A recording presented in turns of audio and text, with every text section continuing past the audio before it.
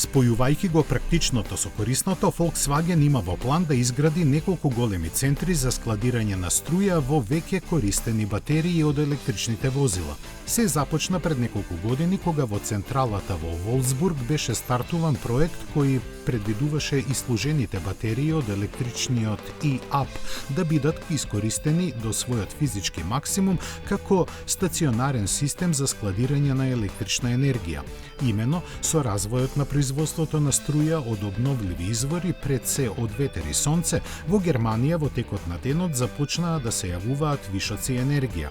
До толку што понекогаш ветерниците мораа да бидат исклучувани бидејќи едноставно немаше кој да ја презеде струјата што тие ја произведуваа. Првиот центар за зачувување на енергијата на Volkswagen ќе стартува со работа на почетокот на 2025 година. Со оглед на тоа колку електрични возила продава марката, во иднина сигурно ќе ги има уште многу такви.